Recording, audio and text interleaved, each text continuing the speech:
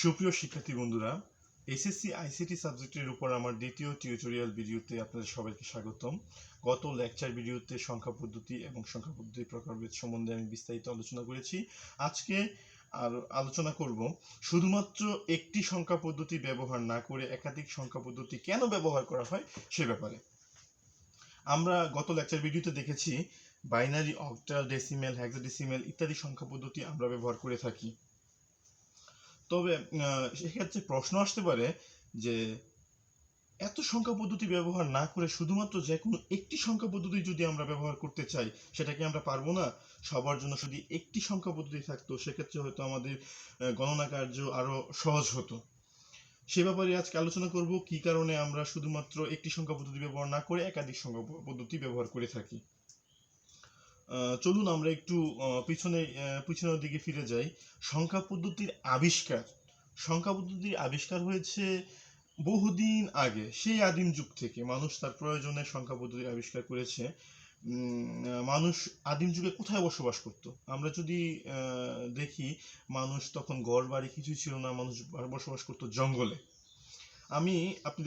আপনারা দেখতে পাচ্ছেন আমি আমার এই জায়গায় দুটি চিত্র দেখতে পাচ্ছেন। আমি একটা চিত্রের নাম আছে এ, একটা চিত্রের নাম আছে বি। একে আমি একটা জঙ্গল কল্পনা করি এবং বিকে একটি জঙ্গল কল্পনা করি। যে জঙ্গল দুটির মধ্যে তাদের মধ্যে কোনো সম্পর্ক নেই, একজনের সাথে আরেকজনের কোনো প্রকার কোনো যোগাযোগ নেই।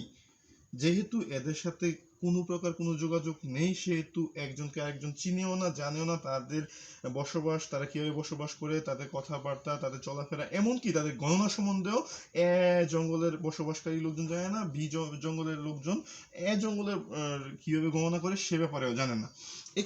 এখন আমরা জাস্ট একটু কল্পনা করি, আমি বলছি না যে এইভাবেই তারা গণনা করে, আমি জাস্ট একটু কল্পনা করি, মনে করি এই এ জঙ্গলে বসবাসকারী লোকজন কিভাবে গণনা করে। এ জঙ্গলের একজন জঙ্গল প্রধান, তারা সারাদিন যে শিকারগুলো করে সেই শিকারগুলো তারা লিপিবদ্ধ রাখার জন্য বা গণনা করার জন্য দুজন লোক নিযুক্ত করলো। একজন লোক যতগুলো শিকার আসছে সে সেই শিকারগুলোকে এইভাবে একটি দাগ কাটার মাধ্যমে প্রকাশ করছে। যখনই একটি শিকার তার সামনে আসছে, বলতেছে যে আমি একটা শিকার করে আনছি, তখন সে একটি দাগ কাটলো। পরবর্তী আরেকটি শিকার আসার সাথে সাথে আরেকটি দাগ কাটলো। যখন আরেকটি শিকার আসলো, আরেকটি দাগ। পরবর্তীতে আরেকটি শিকার আসার সময় আরেকটি দাগ কাটলো। এরকম ভাবে সে দাগ কাটতে থাকলো। এক সময় দেখা গেল সে এইভাবে দাগ কাটতে কাটতে কাটতে কাটতে 10 পর্যন্ত দাগ কাটলো। যখনই সে 10 পর্যন্ত দাগ কাটলো তখন সে সমস্ত দাগ মুছে দিল বা কর্তন করে দিয়ে তার সহযোগী আরেকজনকে বলল যে তুমি এখন একটি দাগ কাটো। তার মানে সে বললো যে আমার কাছে 10টি শিকার আসছে, এখন সেই 10টি শিকার তুমি লিপিবদ্ধ করার জন্য মাত্র একটি দাগ কাটলো। পরবর্তী সহযোগী লোক একটি দাগ কাটলো। দাগ কাটার পর আবারও তার কাছে আসতে থাকলো। সে যখনই শিকার আসে তখনই একটি করে দাগ কাটে, যখনই শিকার আসে একটি করে দাগ কাটে, দাগ কাটতে কাটতে যখনই আবার 10টা শিকার হয়ে যায় সে পরবর্তীতে আবার দাগগুলো কেটে দেয় বা মুছে দেওয়ার সাথে সাথে সহযোগী লোকটাকে বলে একটি দাগ কাটার জন্য। সে একটি দাগ কাটলো। সে আবারও এই এই যে একটা প্রক্রিয়া, এই প্রক্রিয়া ধারাবাহিকতা রক্ষা করে সে গণনা করতে থাকে। বারবার এইভাবে গণনা করতে থাকে। একবার দাগ কাটলো, আবার যখন আসলো এরকম ভাবে আবার দাগ কাটলো। মনে করেন এখন তাদের শিকার করার শেষ পর্যায়ে, আর আজকে আর কোনো শিকার করবে না। সেক্ষেত্রে সর্বশেষ এই জায়গায় দাগ এসে সে 3টা দাগ কাটলো, 1 2 3টা দাগ কাটলো, আর কোনো শিকার সে করলো না। এখন তাকে তার রেজাল্ট দিতে হবে, তাকে রিপোর্ট করতে হবে সারাদিনে কতগুলো শিকার সে গণনা করতে পেরেছে।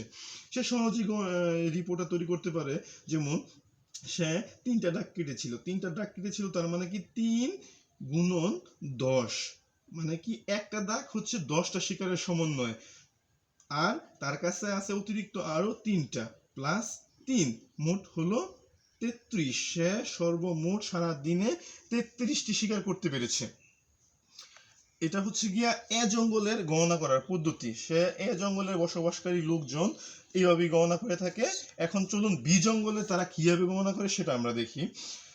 এগুলা আমি জাস্ট একটু কল্পনা করছি যে দুইটা জঙ্গলের সাথে গণনা পদ্ধতি কম্পারিজন করতেছি, তারা কি আসলে একই রকম ভাবে গণনা করে না আলাদাভাবে গণনা করে। এখন বি জঙ্গলের যে বসবাসকারী লোকজন আছে তারা এইভাবে গণনা করে। জঙ্গল প্রধান দুইটা লোককে দায়িত্ব দিল যে গণনা কাজ করার জন্য। সেক্ষেত্রে যে ব্যক্তি কাজ করছে সে তার কাছে যখন একটি শিকার আসে সে একটি দাগ কাটলো, পরবর্তীতে আরেকটি শিকার আসলে আরেকটি দাগ কাটলো, আরেকটা আসার পর আরেকটি দাগ কাটলো, তারপর যখন আরেকটি শিকার আসলো সে আরেকটি দাগ কাটলো, আরেকটি শিকার আসলে এরকম ভাবে সে 8টি দাগ কাটলো। 8টি দাগ কাটার পর সে এই জায়গায় তার সহযোগী লোককে বললো তুমি একটা দাগ দাও। তার মানে সে কি, সে 8টা দাগ দেওয়ার পরে তাকে পাস করে দিল, আমি সব মুছে দিচ্ছি, এখন বাকি তুমি এই 8টা দাগের জন্য একটি দাগ ব্যবহার করো।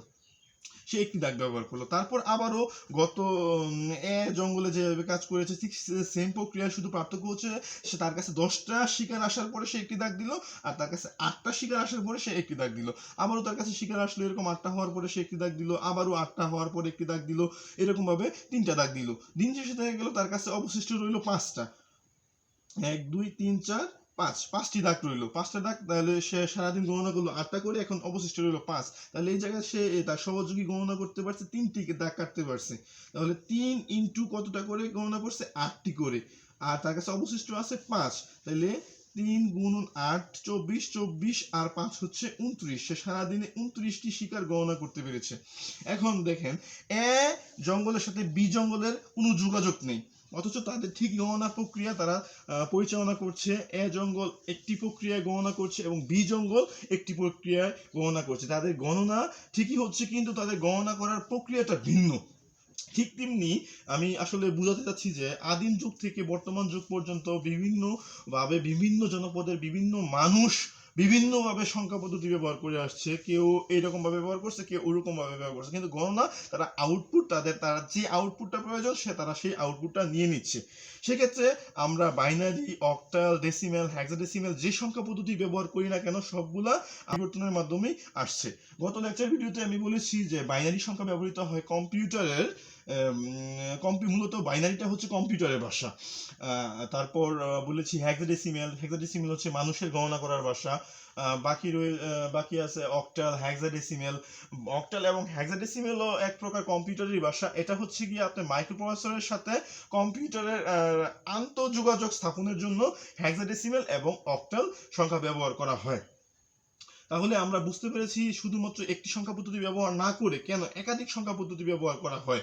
আপনারা ইচ্ছা করলে শুধুমাত্র বাইনারি, অক্টাল কিংবা হেক্সাডেসিমাল নয়, আপনারা নিজেরাও সংখ্যা পদ্ধতি তৈরি করতে পারবেন। যেমন বাইনারি সংখ্যা পদ্ধতির বেস 2, আপনি কোনো একটা সংখ্যা পদ্ধতি 3 বেস ধরে করতে পারেন, কোনো একটি সংখ্যা পদ্ধতি বেস 7 ধরে করতে পারেন। যেরকম বেস 3 ধরলে তার অঙ্ক সংখ্যা হবে 3, 0 1 2, এটা হচ্ছে 0 থেকে 2 পর্যন্ত 3টি সংখ্যা। আর যদি আমি বেস 7 ধরি তাহলে হবে 0 থেকে 6 পর্যন্ত 7টি সংখ্যা। আমরা এইভাবেও সংখ্যা পদ্ধতি কাউন্ট করতে পারি।